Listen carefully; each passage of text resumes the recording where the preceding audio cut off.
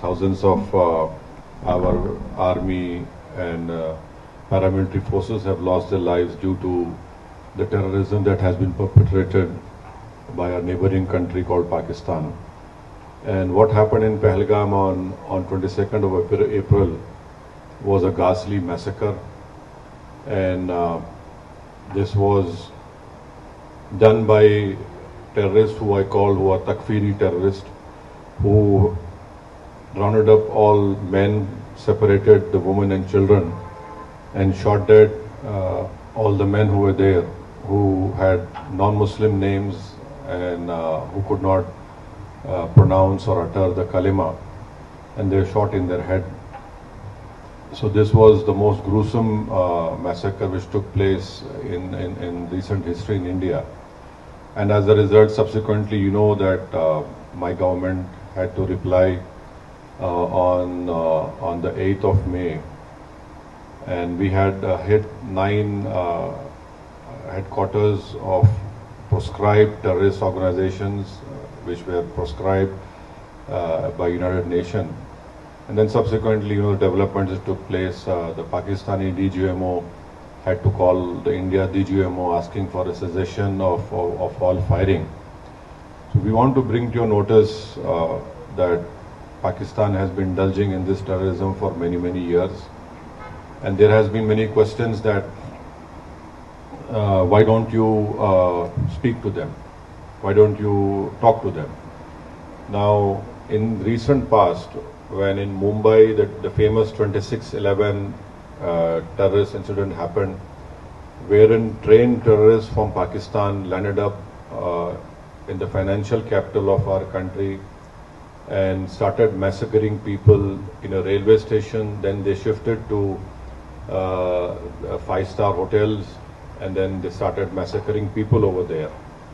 So fortunately for us, because of the bravery of the Mumbai police, one terrorist was caught alive. His name was Ajmal Kasab.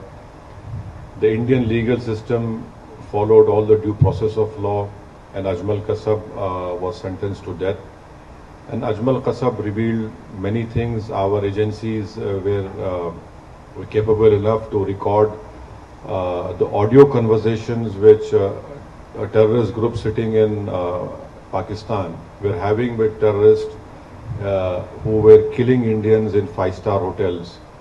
And those conversations, they were clearly telling them, don't lose heart, kill as many Indians as you can and you'll go to Jannah.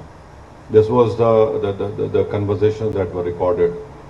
So after 26/11, my government headed by the then Prime Minister, Dr. Manmohan Singh, late Manmohan Singh, the Indian investigators went to Pakistan, gave them all the evidence, the DNA and everything. And even some American citizens were killed in this terrorist act. But you'll be surprised to know that nothing moved forward.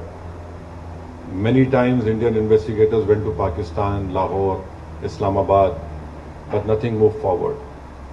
What made Pakistan move forward in this terrorist trial was when Pakistan was put in the FATF grey list, and one such meeting was held in Germany, and India wanted one Sajid Mir to be indicted.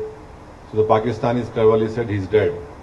But the moment this important meeting was about to take place in Germany, Pakistan comes up to the committee of FATF and says, Sajid Mir is alive. So can you imagine a country which was saying he's dead, suddenly he is alive, and then the Pakistani government says that our courts have convicted him for some 5-10 years. But the main culprits of 26/11 are still scot-free. They were convicted for money laundering, not for terrorism. Pathankot happened after my Prime Minister went to Pakistan uninvited. And I want to put it on record, I was the one who criticized him for going over there. There were many opposition parties who criticized, why did my Prime Minister went uninvited from Afghanistan to Nawaz Sharif's place? But our air base was attacked, and we lost many personnel over there. The Prime Minister said, Pakistan wants proof, you send your own team. Can you imagine any country inviting a neighboring country's spy agency to come to Pathankot. They were invited. They had seen, they were given all the records, but nothing moved, nothing happened. So this talk of, oh, why don't you speak to Pakistan? Who do we speak to Pakistan? You know, we have been cooperated with them, but Pakistan had never been forthcoming. So Pakistan army, Pakistan deep state is hell-bent on destabilizing India. We don't run, as our head of delegation must have told you, India does not run any terrorist camps. India does not indulges in any terrorism in anywhere. And now Pakistan has the cheek to say all these things. So the best thing now, which the Kingdom of Saudi Arabia, the Kuwait government and the Bahraini government, we have requested them when the delegation had met that they must ensure that Pakistan must be brought back in FATF grey list. That is where we will be able to control this terror financing of all these terrorist organizations. And do you know that when this person was made the field marshal in Pakistan, a US designated terrorist called Muhammad Ehsan was sitting right beside the field marshal. So this is complete. He is a US designated terrorist called Muhammad Ehsan, and there are photographs him shaking hands with this field marshal. So there is a clear-cut evidence of Pakistan's involvement. These terrorist groups are prospering over there. They are being trained over there.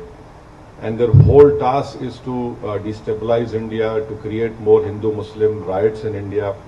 And the most unfortunate part is that Pakistan gives out a wrong message to the Arab world and to the Muslim world that we are a Muslim country and India is not a Muslim country.